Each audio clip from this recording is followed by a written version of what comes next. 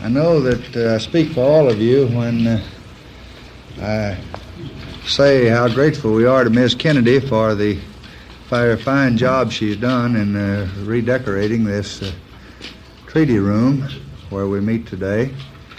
I see in front of us the chandelier that once was in the White House during Theodore Roosevelt's administration, and the story went that the president, before they had air conditioning, was troubled by the wind blowing the chandelier pieces together and the tinkling noise, so he told him to take it down to the Capitol. And the butler said, "Well, what do I do with it?" The Capitol said, "Give it to the vice president. He needs something to keep him awake."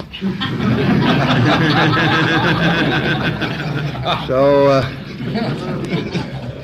after Ms. Kennedy had observed me for a while as vice president, I guess she decided I no longer needed the chandelier to keep me awake, and she asked me if I'd bring the chandelier back. And by that time, Senator Mansfield realized that he didn't want to be charged with giving away Senate property or liquidating the Senate. So he very generously agreed to make a loan to the White House. So for the information of all of you, the chandelier that you're now viewing is on loan to the White House from the Senate. We're glad to welcome Secretary Wirtz back this morning. We're very happy to see the senators who have participated in the ratification of this treaty at present with us.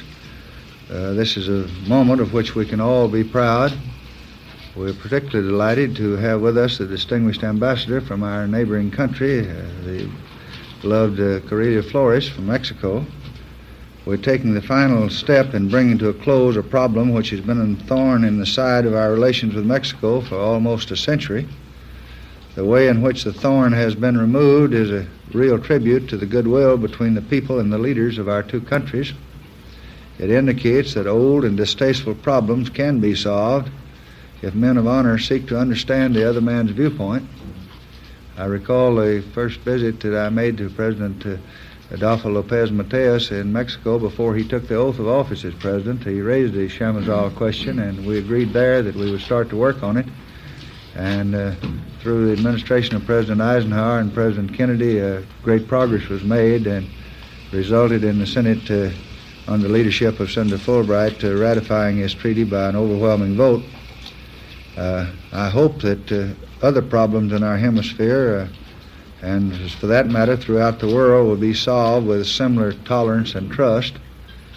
I think it's always good if we just put ourselves in the other man's position and try to estimate how we'd feel if he were in our place and we were in his place, and then make our judgments accordingly. That's what we've done in this situation, and we think great benefits will flow not only to Mexico but the United States and, of course, most of all to the state of Texas, where this land is located. So, Mr. Ambassador, we welcome you here for this historic occasion. We say thanks to the members of the Senate who made it possible. We express gratitude to Secretary Rusk for the leadership he's given, and we're even delighted to have the television cameras here for this informal press meeting. While this is a treaty room, I'd like you to also know this is the room where President Johnson met with his cabinet for the first time, President Andrew Johnson. And this is where President Lyndon Johnson signed his first treaty. And in order to do it, I came in here the other night and looked in the door, and my daughter Lucy was sitting at the head of the table studying plane geometry. So I asked her mother if she couldn't arrange to put a desk across the hall make a study room out of it, so that if we needed the cabinet room, it would be available. So we picked up plane geometry and Macbeth and a few other things and hauled them across the hall.